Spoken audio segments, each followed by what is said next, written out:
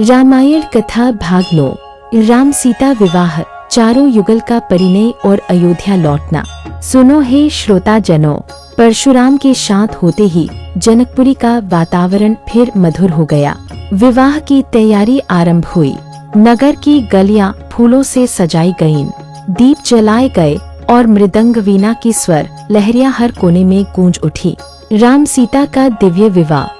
राजा जनक ने साक्षी बनाया अग्निदेव को, देवगुरु को, सरयू और गंगा को, और हाथ जोड़कर बोले, हे राम, हे विष्णु स्वरूप, मैं अपनी पुत्री सीता आपको समर्पित करता हूँ। वह बचपन से ही आपको अपने हृदय में वास देती रही है।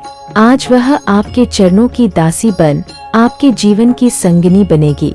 तब सीता ने राम के चरणों में पुष्पमाला रखी और श्री राम ने उनके गले में वरमाला पहनाई। अग्निकुंड के चारों ओर हाथ में हाथ लेकर फेरे लिए। आकाश से पुष्प वृष्टि हुई। देवताओं ने जय घोष किया, इस सीताराम विवाह की जय।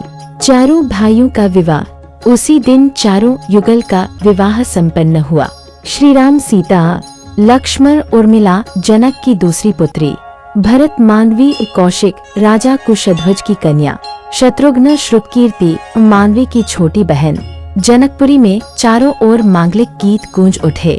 नारियां गीत गा रही थीं, ब्राह्मण वेद पाठ कर रहे थे और जनक दशरथ दोनों राजाओं की आंखों में श्रद्धा के आंसू थे। अयोध्या लौटने की घड़ी। कुछ दिन बाद राजकुमार और नवविवाहित राजकन्याएं अयोध्या के लिए निकले। मार्ग में गांव उत्सव मनाया गया। राम सीता आ रहे हैं, जैसे स्वयं देवी देवता धरती पर यात्रा कर रहे हों। अयोध्या नगरी को सजाया गया। महलों के द्वारों पर तोरण बंधे। माता कौशल्या, सुमित्रा, कैकेयी तीनों रानियां अपने पुत्रवधुओं को देखकर हर्ष विभोर हो उठी। राम ने प्रणाम किया, माते, यह आपकी सेवा के लिए आई है मेरी सीता। सीता ने चरणों में सिर झुकाया। मंथरा की दृष्टि विष का बीज, परंतु हर प्रकाश की छाया होती है।